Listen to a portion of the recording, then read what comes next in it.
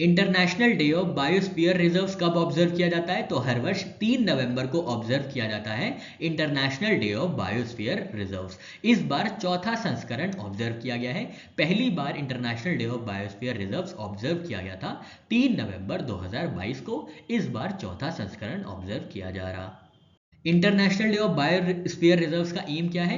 तो awareness raise करना on conservation, sustainable management and importance of biosphere reserves.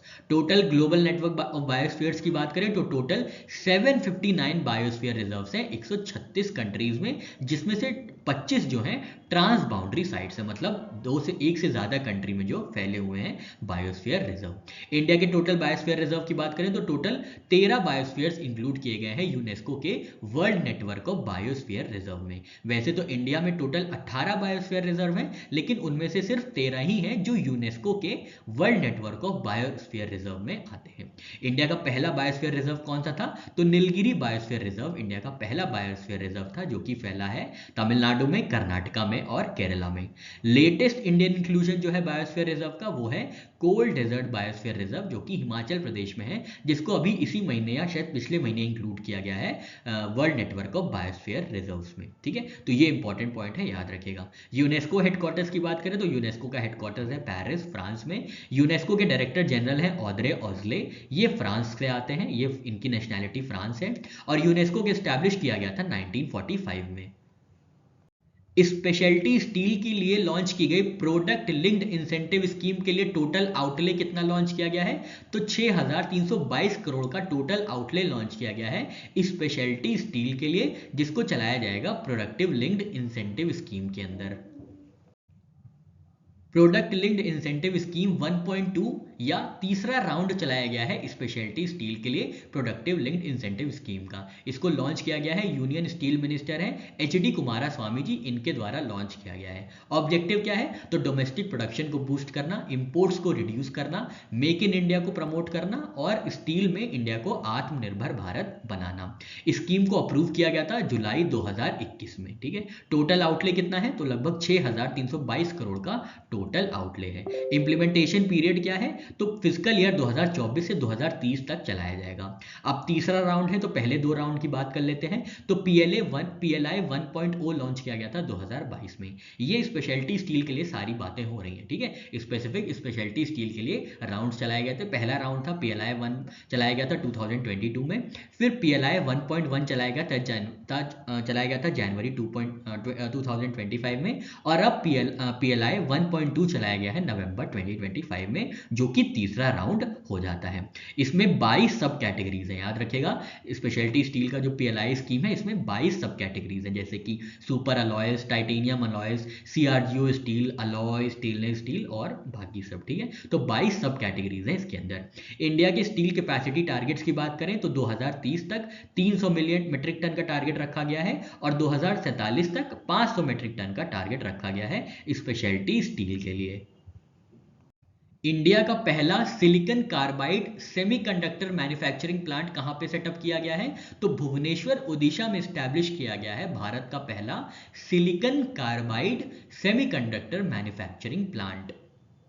India का पहला silicon carbide semiconductor manufacturing plant establish किया गया है भुवनेश्वर ओडिशा में, और इसको लॉन्च किया गया है चीफ मिनिस्टर ऑफ ओडिशा है मोहन चरण मांझी द्वारा। ठीक है, अप्रूवल किसके अंदर मिला है? तो इंडिया के सेमीकंडक्टर मिशन, जिसको चलाया गया था 2021 में, उसके अंदर इंडिया का पहला silicon carbide semiconductor manufacturing plant establish किया गया है ओडिशा में। इंप्लीमेंटिंग एजेंसी कौन सी है?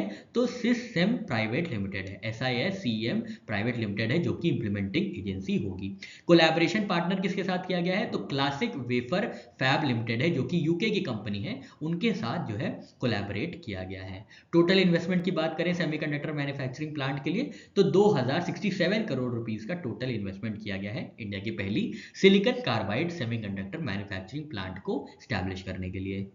नवंबर 2025 में उत्तराखंड लेजिस्लेटिव असेंबली के स्पेशल सिल्वर जुबली सेशन को किसने एड्रेस किया है? तो भारत की राष्ट्रपति हैं द्रौपदी मुर्मू जी, जिन्होंने एड्रेस किया है उत्तराखंड लेजिस्लेटिव असेंबली के सिल्वर जुबली सेशन को नवंबर 2025 में।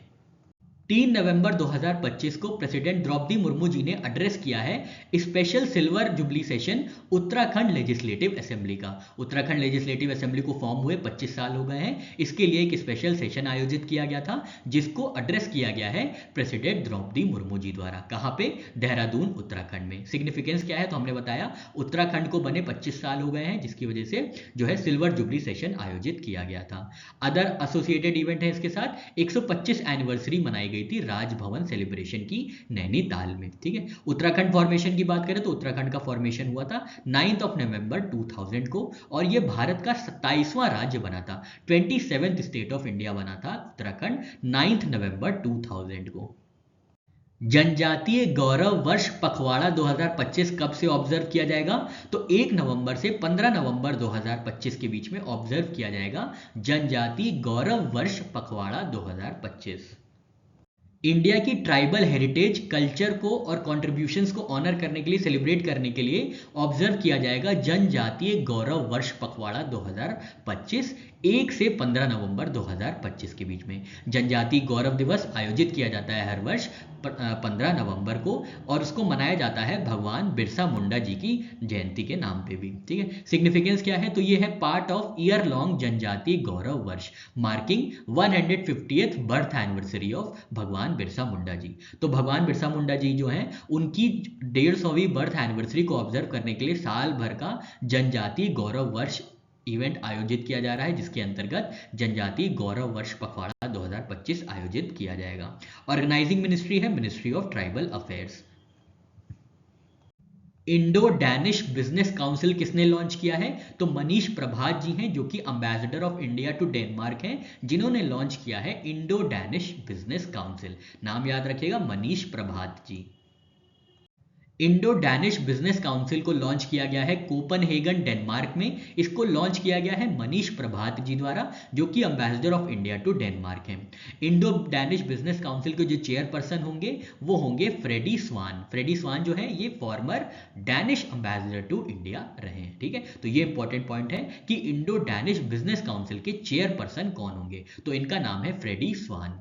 को चेयर्स कौन होंगे तो इंडिया की तरफ से सुधीर मिश्रा जी हैं जो कि फाउंडर हैं ट्रस्ट लीगल के, रजत पांडे जी जो कि साइंटिस्ट और वेंचर कैपिटलिस्ट हैं कोपनहेगन में, ये दोनों को चेयर्स होंगे। ठीक है, तो चेयरपर्सन फ्रेडी स्वान होंगे, को चेयर्स होंगे सुधीर मिश्रा और रजत पांडे जी।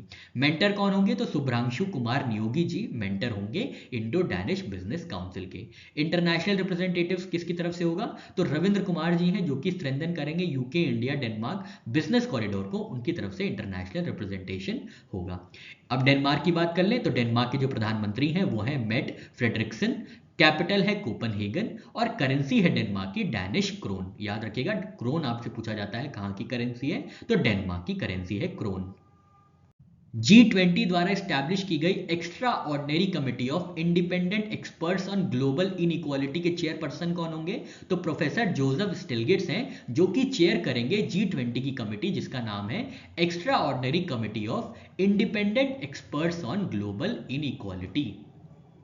G20 द्वारा रिपोर्ट जारी की गई है जिसका नाम है ग्लोबल इनइक्वालिटी रिपोर्ट 2025। तो याद रखिएगा आप कंफ्यूज ना हो जाएगा किस बॉडीज ने इसको लॉन्च किया है, तो इस रिपोर्ट का नाम है ग्लोबल इनइक्वालिटी रिपोर्ट जिसको लॉन्च किया गया है G20 द्वारा।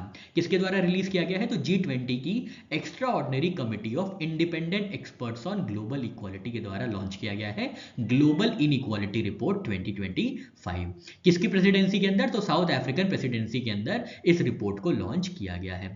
कमेटी के चेयरपर्सन कौन थे तो प्रोफेसर जोसेफ स्टिल्गिट्स हैं जो कि नोबेल लॉरेट है जिन्हें नोबेल पुरस्कार से सम्मानित किया गया था, वो इस कमेटी के चेयरपर्सन थे जिन्होंने रिपोर्ट तैयार की है जिसका नाम है ग्लोबल इनइक्वालिटी रिपोर्ट 2025। आपसे ये भी पूछ सकते हैं कि किस बॉडी के अंदर या किस इंटरनेशनल ऑर्गेनाइजेशन के अंदर extra ordinary committee of independent experts on global inequality establish किया गया है तो ये G20 ग्रुप के अंदर स्टैब्लिश किया गया है। इनका की प्रपोजल ये भी है कि इंटरनेशनल पैनल ऑन इनइक्वालिटी को क्रिएट किया जाए।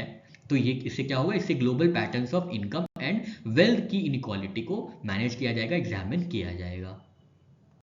World leader for piece and security award 2025 से किसको सम्मानित किया गया है तो गुरुदेव श्री श्री रविशंकर जी हैं जिनको सम्मानित किया गया है 2025 के world leader for piece and security award से।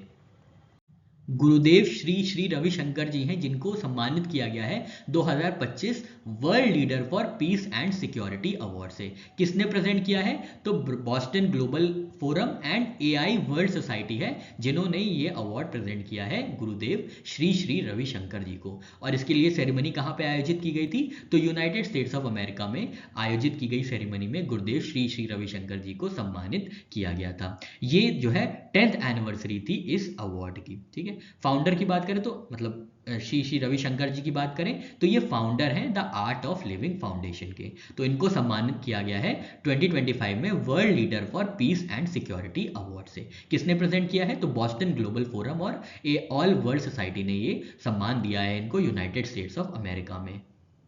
कौन सी टेक कंपनी ने लॉन्च किया है प्रोजेक्ट जिसका नाम है project Suncatcher, space based artificial intelligence compute system को डेवलप करने के लिए? तो ये टेक कंपनी है गूगल, जिन्होंने लॉन्च किया है जिसका नाम है project Suncatcher. Project Suncatcher, project Suncatcher launch किया गया है गूगल द्वारा नवंबर 2025 में। ऑब्जेक्टिव क्या होगा इस प्रोजेक्ट का? तो डेवलप किया जाएगा space based solar powered artificial intelligence machine learning compute infrastructure using low earth orbit. की टेक्नोलॉजी कौन सी इस्तेमाल की जाएगी? तो Trillium generation tensor processing units का इस्तेमाल किया जाएगा प्रोजेक्ट सन कैचर में। सैटेलाइट पार्टनर कौन होंगे? तो प्लैनेट लैब्स पीबीसी जो है सैटेलाइट पार्टनर होंगे प्रोजेक्ट सन कैचर के। प्रोटोटाइप कब लॉन्च किया जाएगा? तो अर्ली 2027 में 2 सैटेलाइट्स लॉन्च की जाएंगी एज अ प्रोटोटाइप। टोटल जो कॉन्स्टिलेशन साइज होगा, मतलब टोटल सैटेलाइट जो यूज की जाएंगी प्रोजेक्ट सन कैचर में, तो टोटल 81 सैटेलाइट्स जो है लॉन्च की जाएंगी। तो पूरा एक कॉन्स्टिलेशन बनाया जाएगा 81 सैटेलाइट्स का प्रोजेक्ट सन कैचर के अंतर्गत। इंडियन लैंग्वेजेस की एआई रीजनिंग को इंप्रूव करने के लिए इंडिया क्यूए बेंचमार्क कौन सी कंपनी ने लॉन्च किया है? तो ये कंपनी है ओपन एआई, जिन्होंने बेंचमार्क लॉन्च किया है जिसका नाम है इंडिया क्यूए। इससे क्या है? इससे आर्टिफिशियल इंटेलिजेंस की रीजनिंग जो है इंप्रूव होगी इंडियन लैंग्वेजेस में। 3 नवंबर 2025 को ओपन एआई जो कि चैट जीपीटी है जिनका, इन्होंने लॉन्च किया है India QA, India question answering. इससे क्या होगा? इससे एआई की अंडरस्टैंडिंग इंप्रूव होगी इंडियन लैंग्वेजेस और कल्चरल कॉन्टेक्स्ट को लेकर। इसमें टोटल 12 इंडियन लैंग्वेजेस को कवर किया गया है। हिंदी, बंगाली, इंग्लिश, कन्नड़, मराठी, उड़िया, तेलुगु, गुजराती, मलयालम, पंजाबी, तमिल और इंग्लिश। तो 12 लैंग्वेजेस को इंक्लूड किया गया है इंडिया क्यूए में, जिसको लॉन्च किया गया है ओपन एआई द्वारा। टोटल क्वेश्चंस जो डेटा सेट में दिए गए हैं वो around 2278 native cultural questions provide किए गए हैं। ठीक है, तो ये आपको याद रखना। और कितने डोमेन्स कवर किए गए हैं? तो 10 डोमेन्स को कवर किया गया है। आर्किटेक्चर एंड डिजाइन है, आर्ट्स एंड कल्चर है, एवरीडे लाइफ है, food and cuisine, history, law and ethics, literature and linguistics, media and entertainment, religion and spirituality, sports and recreation. तो ये 10 डोमेन्स कवर करते हैं इंडिया क्यूए। किस state ने inaugurate किया है PM Shri aerial tourism helicopter service 70वें फाउंडेशन डे पे? तो ये राज्य है मध्य प्रदेश, जहां पे इनॉग्रेट किया गया है PM Shri aerial tourism helicopter service 70th foundation day पे। मध्य प्रदेश के 70th फाउंडेशन डे मतलब 1 नवंबर 2025 को इनॉग्रेट किया गया है PM Shri aerial tourism helicopter service. इसको इनॉग्रेट किया गया है डॉक्टर मोहन यादव जो कि चीफ मिनिस्टर हैं मध्य प्रदेश के, उनके द्वारा लॉन्च किया गया है। कहां से लॉन्च किया गया है? तो ये राजा भोज एयरपोर्ट भोपाल एमपी से लॉन्च किया गया है प्रधानमंत्री Shri aerial tourism helicopter service को। सिग्निफिकेंस क्या है? तो मध्य प्रदेश जो है पहला राज्य बना है भारत का जो कि लॉन्च करेगा air ambulance and helicopter tourism services under intra state air connectivity. Service type क्या है? तो पहली intra state helicopter tourism service होगी। ऑपरेशनल मॉडल जो है वो पब्लिक प्राइवेट ट्रांसपोर्ट का मॉडल होगा। ठीक है, तो याद रखना है आपको, मध्य प्रदेश जो है पहला राज्य बना है भारत का जो कि लॉन्च किया है air ambulance and helicopter tourism services.